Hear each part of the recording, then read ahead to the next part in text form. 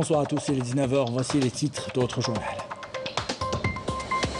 Dans le cadre des concertations qu'il mène avec les dirigeants des partis politiques, le président de la République, Abdelmajid Tebboune, a reçu aujourd'hui au siège de la présidence de la République les leaders des partis politiques.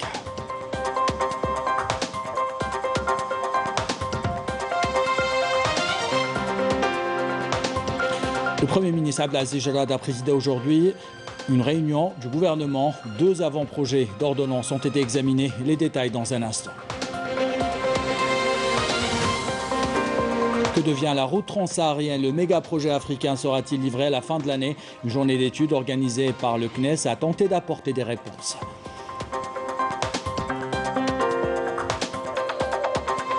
Enfin, on vous invite à faire une petite balade au Lac Noir dans les hauteurs de Béjaïa. À 1200 mètres d'altitude, on se bouscule des 4 coins du pays pour apprécier la douceur du climat et la beauté des paysages. De belles images à découvrir à la fin de ce journal. Voilà pour les titres. Bienvenue à tous. Dans le cadre des concertations qu'il mène avec les dirigeants des partis politiques, le président de la République, Abdelmajid Tebboune, a reçu aujourd'hui au siège de la présidence de la République Kamel Ben Salem, président du parti du Renouveau algérien.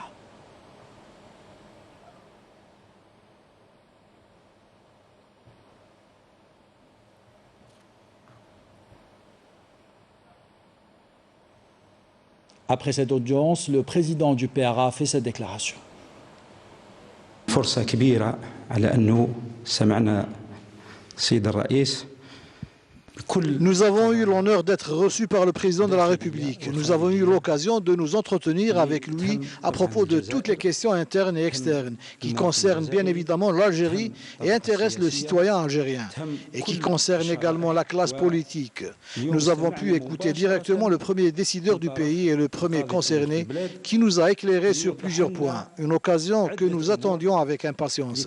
Nous l'avons donc en premier lieu écouté. Il nous a exposé sa vision de l'avenir, les solutions aux différents problèmes et particulièrement son projet qu'il a présenté à toutes les Algériennes et les Algériens qui consiste en l'édification d'une Algérie nouvelle. L'édification d'une Algérie nouvelle est le projet du président, mais aussi le projet de tous les Algériens. Il faut que tous y adhèrent, car aujourd'hui le changement est imminent après 20 ans de corruption qui ont eu pour conséquence de semer le désespoir au sein de la population, notamment quand vous avez un ancien chef de gouvernement qui privilégie les intérêts d'un pays étranger aux dépens de son pays. Il faut bâtir un état de droit, car nous n'avons d'autre solution que d'adhérer au projet de l'Algérie nouvelle pour redonner espoir aux Algériens. Aujourd'hui, les gens critiquent ce projet d'édification alors que nous n'en sommes qu'au début de l'Algérie nouvelle. Après la nouvelle constitution et le projet portant la loi électorale, viendra le jour du vote et là, chaque parti devra assumer ses responsabilités et devra compter uniquement sur les compétences de ses membres.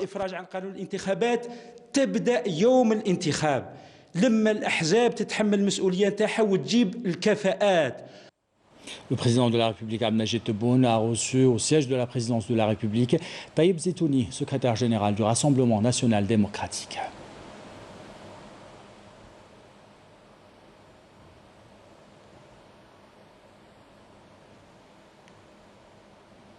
Après cette audience, le secrétaire général du RND a fait cette déclaration. J'ai eu l'honneur d'être reçu aujourd'hui par le président de la République. Une rencontre riche et fructueuse durant laquelle nous avons abordé des questions internes et même des questions internationales. Nous avons largement abordé la question du front interne et les voies et moyens de le renforcer ainsi que le rôle de la classe politique dans le renforcement de l'unité nationale afin de faire face aux défis à relever sur le plan régional et international.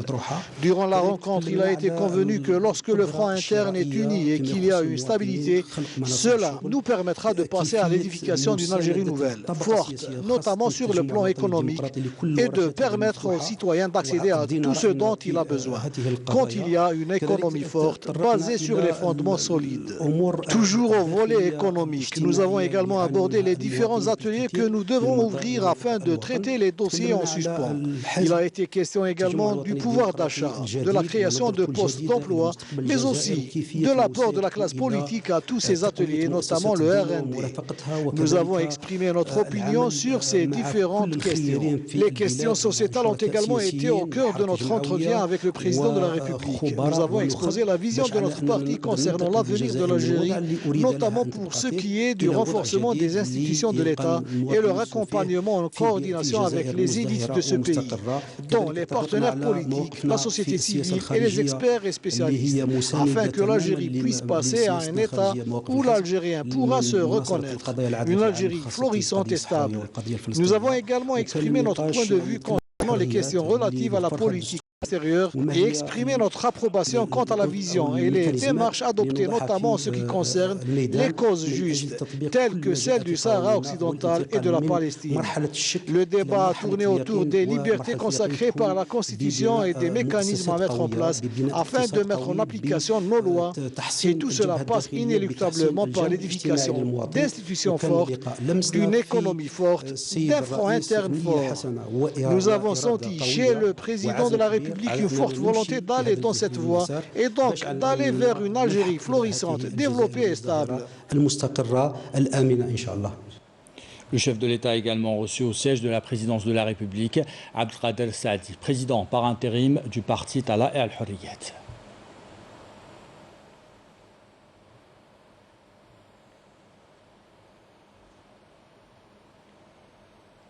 Et après cette audience, Abdelkader Saadi a fait cette déclaration. كانت المحاور متشعبة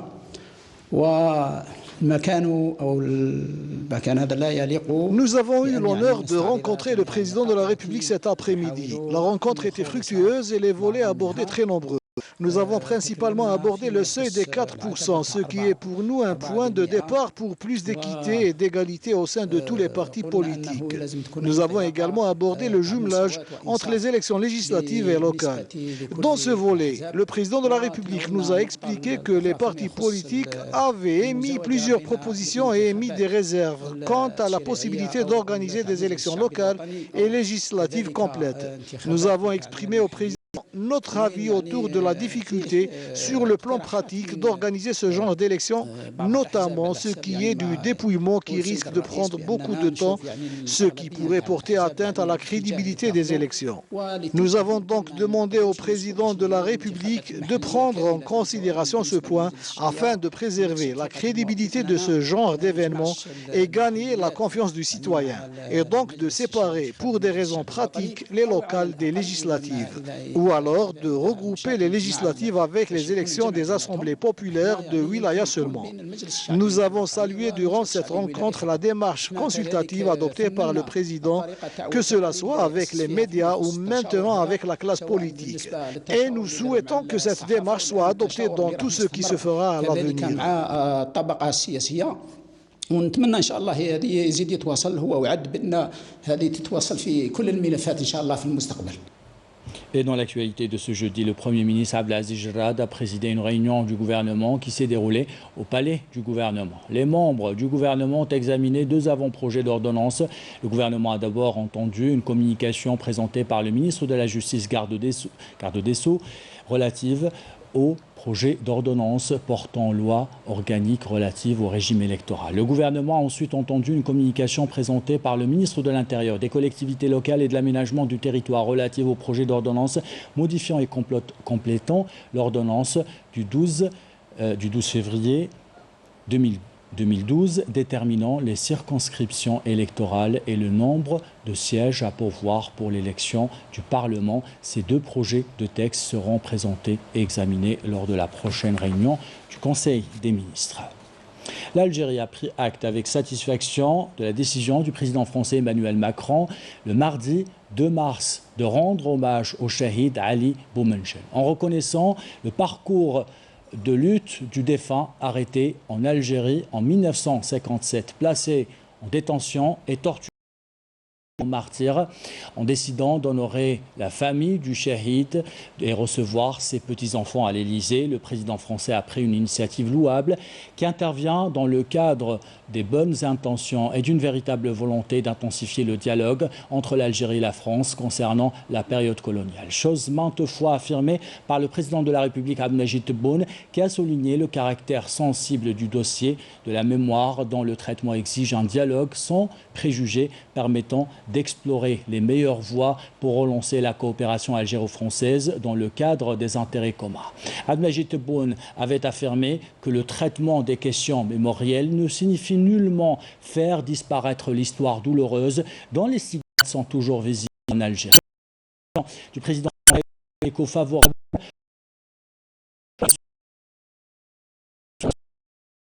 autre démarche abondant dans le contexte que le président Macron a appelé à l'apaisement de la mémoire. L'Algérie et la France et une véritable réconciliation multiforme.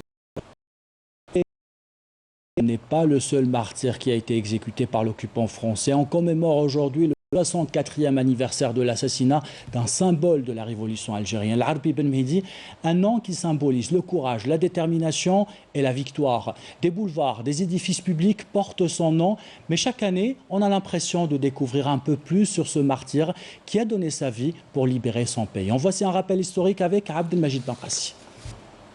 Ce sont deux prises importantes qu'ont faites à Alger en la personne de Cherki Hamida et surtout Ben Mridi Darbi, les parachutistes du général Massu. Les deux hommes qui ont été conduits sous bonne escorte au PC du colonel Bijard sont en effet des membres influents du FLN. Jeter la révolution dans la rue, le peuple s'en emparera. Qui de nous ne connaît pas cette citation? Elle est bien sûr du héros de la révolution de novembre, l'Arbi Ben Mehdi. Né en 1923 à Ain Mlila, l'héroïque parcours militant de celui qui fut l'un des 6 rédacteurs de la déclaration du 1er novembre 1954 aux côtés de Mohamed Boudiaf, Mostafa Ben Boulaïd, Karim Belkacem, Didouche Mourad et Rabah Bidat a commencé son militantisme dès son jeune âge dans les rangs des scouts musulmans dont il deviendra le commandant pour ensuite rejoindre l'organisation spéciale puis membre du Parti du peuple algérien avant de rejoindre le mouvement du triomphe des libertés démocratiques. En août 1956, Arbi Ben Mehdi a été l'un des architectes du congrès de la Soumane. Figurant parmi les fondateurs du Front de Libération Nationale, il fut arrêté par les parachutistes de l'armée française en février 1957 durant la bataille d'Alger, avant d'être exécuté sans bénéficier de jugement dans la nuit du 3 au 4 mars de la même année.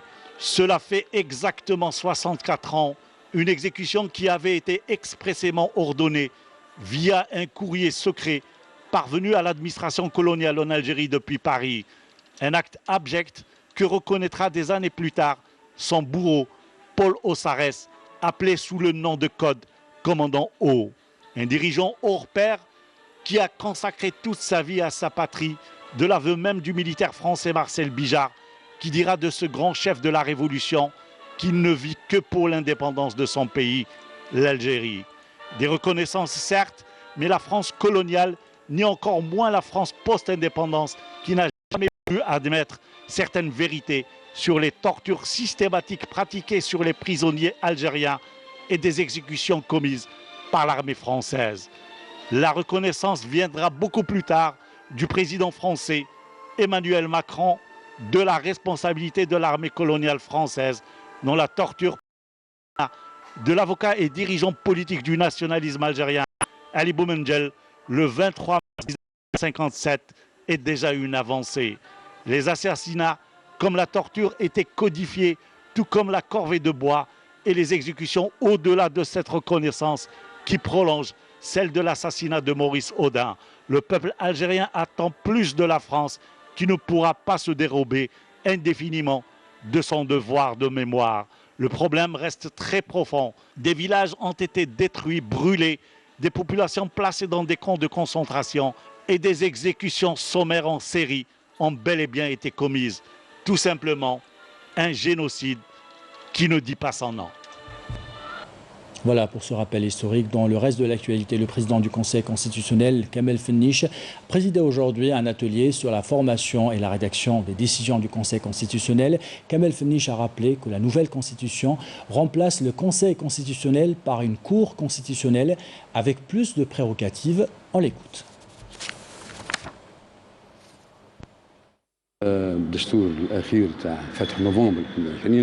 La Constitution adoptée le 1er novembre 2020 a permis la création de la Cour constitutionnelle à la place du Conseil constitutionnel. Celle-ci jouit de prérogatives plus larges que le Conseil car elle peut intervenir notamment dans le débat politique et trancher dans les différends qui opposent les pouvoirs constitutionnels. La nouvelle Constitution a consacré des droits et des libertés stipulés clairement, concernant notamment le plaignant qui saisira le tribunal civil, administratif ou criminel pour atteinte à ses droits et libertés. Il pourra saisir la Cour constitutionnelle qui tranchera. Et la nouvelle Constitution du 1er novembre 2020 a apporté beaucoup de nouveautés, pas seulement concernant les dispositions législatives, mais elle détaille également dans l'article 195 tout ce qui concerne les dispositions organisationnelles.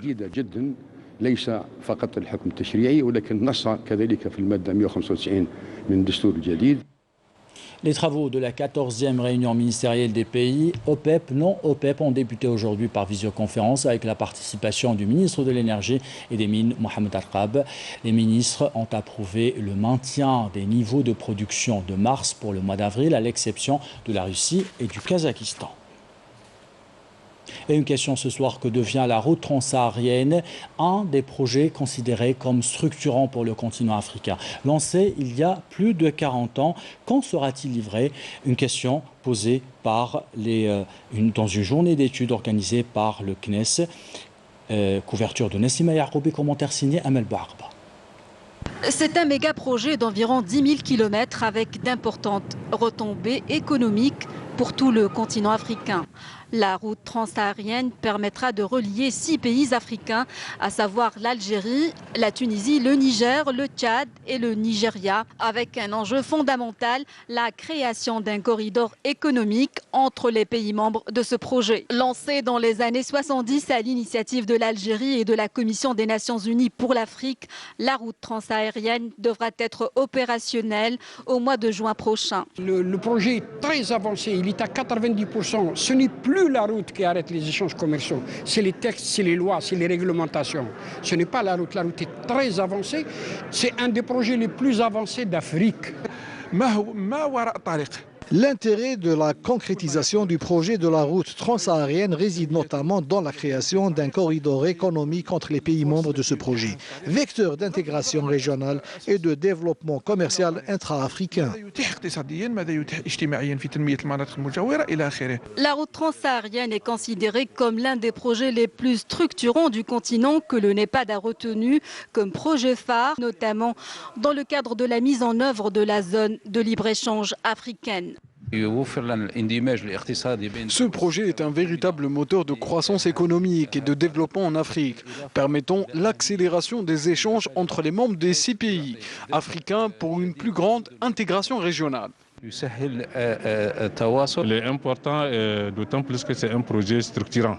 Il est structurant pour ces pays-là, mais aussi pour toute l'Afrique, avec comme objectif l'intégration africaine.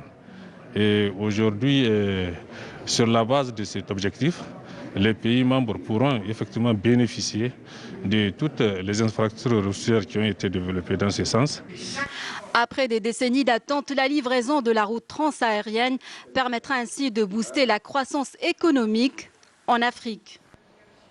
Et en parlant du continent africain, voici une ville qui pourrait bénéficier de l'activité économique générée par la transsaharienne. Janet, promue Wilaya récemment, elle s'est vue accorder un programme de 27 projets. Parmi eux, 3 ponts tant attendus par les habitants, des ponts qui devraient éviter des dégâts engendrés chaque année par les inondations. Yasmine Messaoudi. Nouvellement promue en wilaya à part entière, la ville de Janet est dotée à présent de 3 ponts, fin prêts à desservir les grandes artères de la ville. Des ouvrages d'art concrétisés grâce à l'entreprise de construction Cosider, visant l'amélioration du cadre de vie de la population locale, mais aussi la facilitation des échanges économiques. Alhamdoulilah, Comme vous le voyez, les ponts sont finis.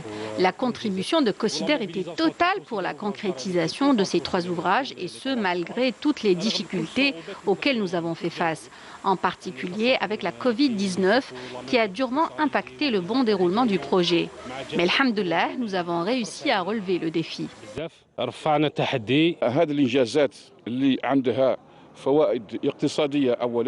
Ces réalisations sont favorables au développement économique de la région, mais aussi pour le désenclavement de certaines zones de la ville. Je salue les efforts du gouvernement pour avoir promu la circonscription administrative de Djanet en wilaya à part entière.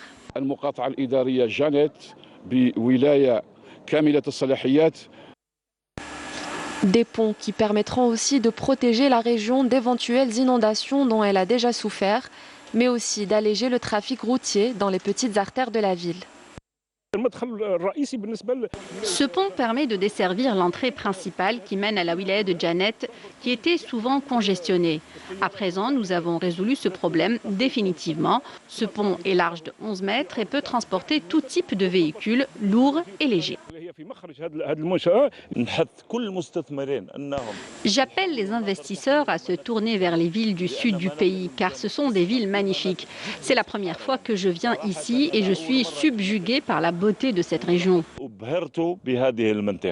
Ville à forte potentialité, les ouvrages d'art et autres structures BTP contribueront à promouvoir le développement de plusieurs secteurs, notamment celui du tourisme. Et on reste dans le sud du pays, destination Ghardaya, pour vous parler d'une petite entreprise qui s'est spécialisée, vous allez le voir, dans la fabrication du matériel de l'élevage bovin. Le matériel est proposé selon les besoins des éleveurs qui importaient souvent ces mêmes produits de l'étranger. Bouchabali. La société Elemodes n'existe que depuis 2013 et pourtant, elle est leader dans le domaine des solutions destinées à l'élevage bovin, ovin, caprin et camelin. La société Gardawi conçoit, fabrique, installe et maintient des solutions de traite intégrées et projets clés en main pour améliorer la production laitière et le bien-être des animaux.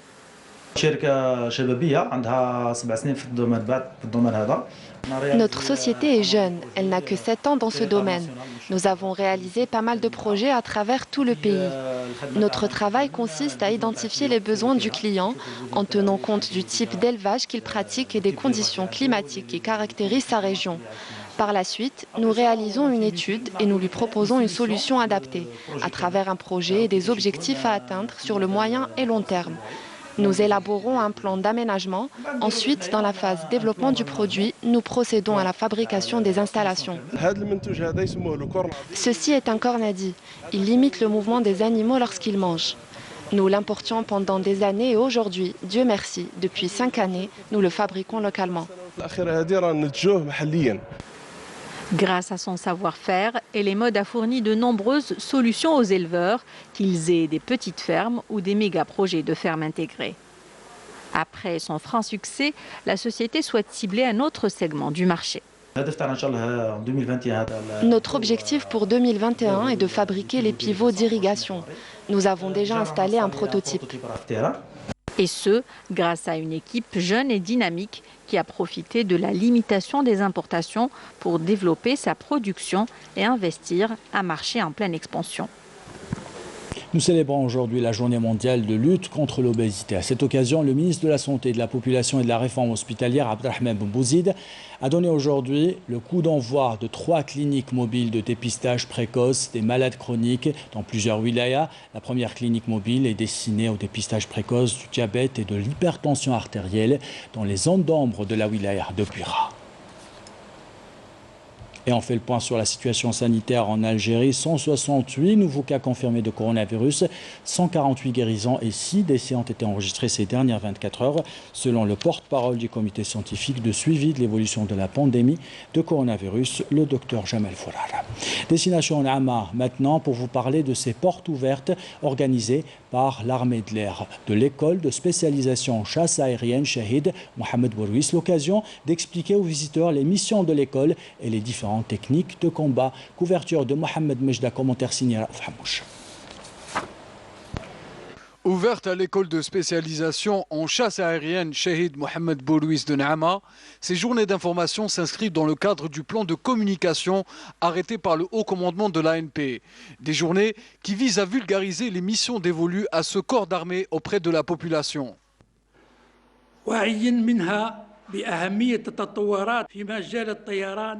Les forces aériennes ont consenti des efforts concrets dans le domaine de la formation et de la préparation d'éléments qui seront habilités à exécuter les différentes tâches assignées.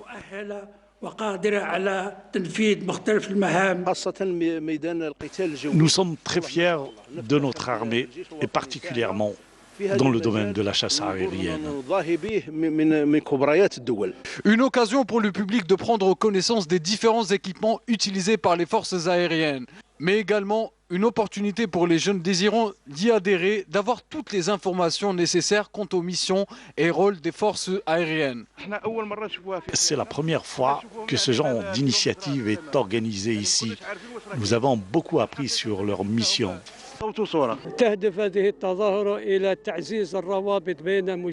Cette manifestation s'inscrit dans le cadre des efforts de renforcement du lien entre l'armée nationale populaire et les citoyens. Une occasion pour la population de connaître les différentes missions des forces aériennes.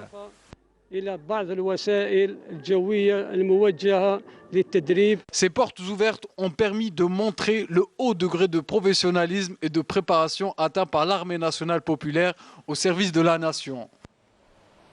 Dans l'actualité internationale de ce jeudi, la Cour de justice de l'Union européenne se penche depuis mardi sur le recours en annulation de l'extension des accords d'association Maroc-Union européenne. Il s'agit d'un recours introduit par le Front Polisario le 27 avril dernier. Selon l'avocat du Front Polisario Gilles Levert, l'élargissement de l'accord agricole au territoire sahraoui est illégal et viole le droit international et également le droit européen. En Palestine, 400, ou plutôt, toujours dans l'actualité internationale, 442 députés et sénateurs d'une vingtaine de pays européens ont signé une lettre envoyée au ministère des Affaires étrangères appelant à se mobiliser contre la colonisation des territoires palestiniens occupés, dénonçant une annexion de facto de la Cisjordanie par l'entité sioniste. Ces parlementaires ont appelé leurs pays respectifs à profiter de l'arrivée de Joe Biden à Washington pour se mobiliser contre la colonisation des territoires palestiniens occupés. On termine ce journal avec un bol d'air à 1200 mètres d'altitude, une petite balade dans le lac noir d'Akfadou à Béjaïa. Il est noir de monde et entouré de verdure. On y vient des quatre coins du pays, mais également de l'étranger pour apprécier sa douceur, son climat, mais également pour la beauté de ses paysages. Reportage de Khalil Touati, commentaire signé Sami Bachir. À Goulmé Mabarkan, le lac noir. Noir en raison des reflets sombres que les ombres de la forêt d'Akfadou jettent sur ses eaux opaques.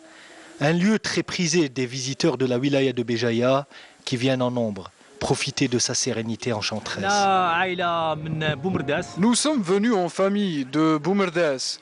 Nous avons beaucoup entendu parler de ce lieu, le lac Noir.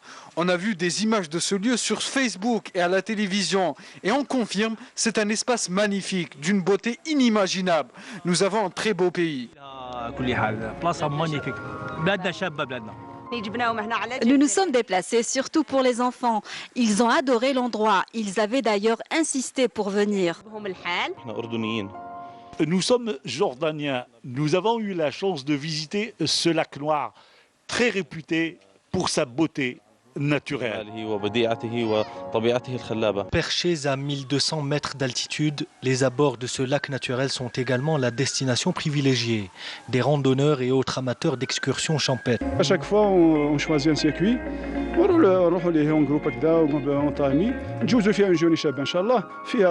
Nous avons marché 12 km pour arriver ici, mais la destination valait largement l'effort. Tu viens ici, tu as ces paysages, notre pays est sublime. Tout un écosystème où lacs et forêts s'épousent dans un camailleux de nature. Un petit bout de paradis qui émerveille les grands et les petits. Et ainsi va l'actualité. Ça fin de ce journal. L'équipe de la rédaction qui l'a préparé, l'équipe technique qui l'a réalisé. Vous remercie de l'avoir suivi. Merci pour votre fidélité. Belle soirée.